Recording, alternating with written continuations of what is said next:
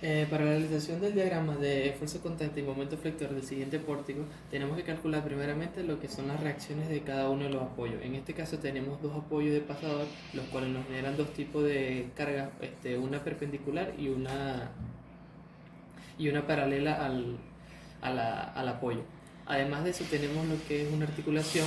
La articulación nos da una ventaja de que por cada tramo que tenga el pórtico, este nos da una ecuación, ya que en el punto de la articulación el momento siempre será igual a cero.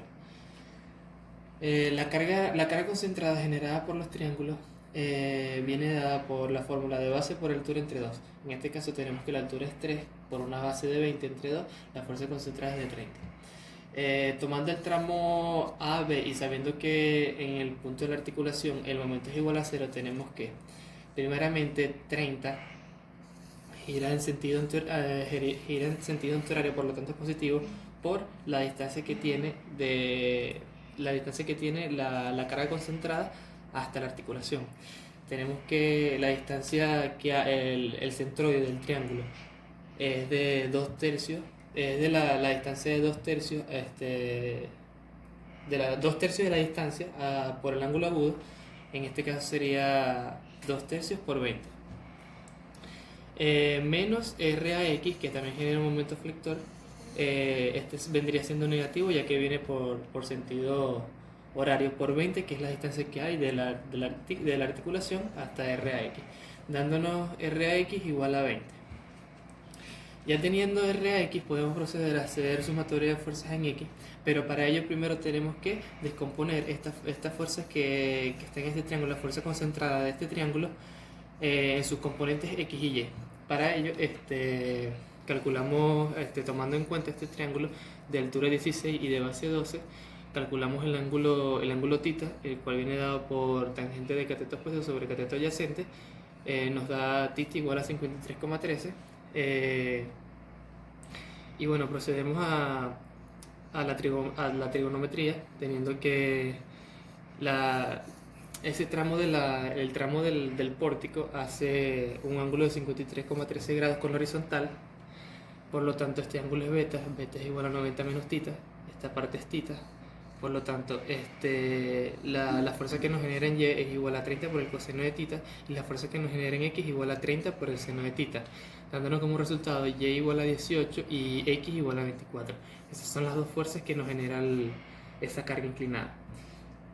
Tenemos que sumatoria de fuerza en X igual a 0, todo lo que va a la derecha es positivo, 30, que es la fuerza concentrada que nos da este triángulo, menos 20, que es la componente en X de este triángulo, perdón, 24, que es la componente en X que nos da este triángulo, y 20, que es la reacción en RAX más RC, la reacción que nos da en C, dándonos RCX igual a 14.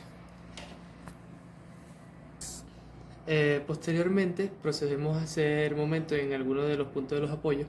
En este caso tomo el punto C, que sería este punto del triángulo. Tengo primeramente la fuerza que nos genera este triángulo, que es horizontal, 18, por 18 por la distancia que nos genera, la distancia que lo separa horizontalmente de este punto. En este caso sería 2 tercios de 12, que es la distancia horizontal que hay de aquí a aquí. Viene dando el sentido horario, por lo tanto es positivo. Más 24, porque 24 también es sentido antihorario, por la distancia, por 2 tercios de la distancia vertical, ya que es una fuerza horizontal. En este caso sería 2 tercios por 16, menos 30, que es la fuerza que genera este triángulo, la fuerza concentrada que genera este triángulo, que es de sentido antihorario, el sentido horario, perdón, por un tercio de la distancia, por la distancia que lo separa de este punto. En este caso sería 20 tercios menos 4, menos RAY, que es nuestra constante, por 12, que es la distancia horizontal que hay de aquí a aquí, RAY, menos 20, que es de sentido horario también, por 4. Menos 20 es la RAX, resultando RAY igual a 20. Posteriormente tenemos sumatorio de fuerzas en Y igual a 0, donde todo lo que va hacia arriba es positivo. Tenemos menos 18 más 20 más RCY igual a 0, dándonos como resultado RCY igual a menos 2, es decir, que va hacia abajo. Posteriormente pasamos a hacer el equilibrio en el pórtico. Tenemos una fuerza horizontal y una fuerza vertical que nos genera el apoyo de pasador 20 y 20. Tenemos la fuerza concentrada que también es horizontal, que nos da la carga del triángulo. Por lo tanto 20 menos 30 nos da menos 10, por lo tanto pongo el 10 hacia el sentido que me favorece el equilibrio.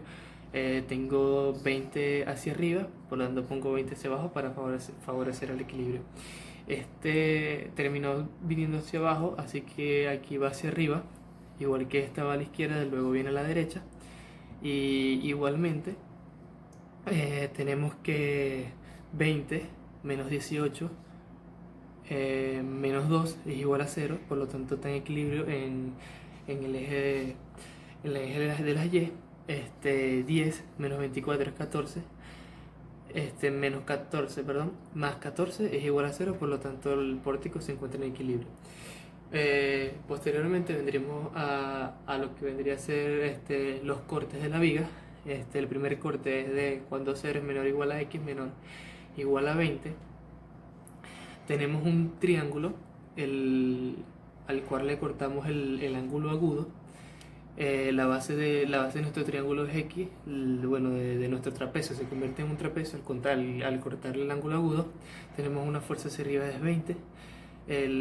La parte más alta del trapecio sigue siendo 3, aunque no conocemos la altura menor. Para ello tenemos que calcular la pendiente. Primeramente, la pendiente viene dada por la altura sobre la base del triángulo original que teníamos, y al ser de forma decreciente es negativo, por lo tanto la pendiente es 0,15, el 3 sobre 20, menos 0,15 por ser decreciente, como ya lo dije.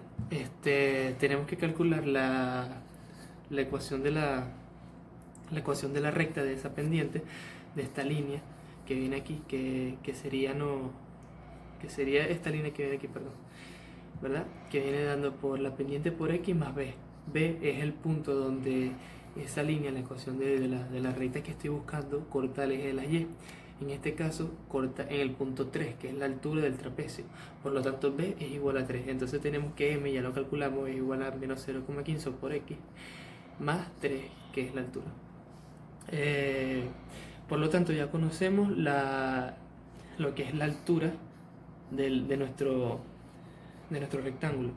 Por lo tanto procedemos a calcular lo que es la fuerza concentrada de ese rectángulo, que sería X, que es la base, por la altura, que es H,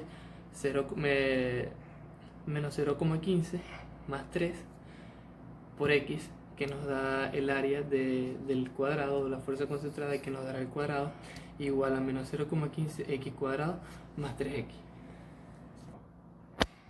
Posteriormente calculamos el área del triángulo. Sabemos que el área de un triángulo es la base por la altura entre 2, por lo tanto la base sigue siendo X por la altura. La altura tenemos que Y es igual a H más H mayor, que son estas dos H que tenemos aquí. Por lo tanto la altura del triángulo será B o Y es igual a B, menos la altura menor, que es la que ya conocemos aquí, que es menos 0,15X más 3. Sustituimos aquí. Tenemos que el menos es de la fórmula más no de la H, por lo tanto tenemos que X, entre paréntesis, B, que es 3, menos por menos más 0,15, más por menos 3, entre 2. Nos da la fuerza concentrada del triángulo igual a 0,15X al cuadrado entre 2. Ya conociendo lo que son las dos fuerzas concentradas, podemos pasar a calcular el esfuerzo cortante y el momento efector. Tenemos que menos B más 20, que es la fuerza generada por el apoyo, menos menos el área el área del rectángulo, la fuerza concentral que nos genera el rectángulo, que ya la calculamos anteriormente, es el área 1, menos el área 2, que es la fuerza concentral que genera el triángulo.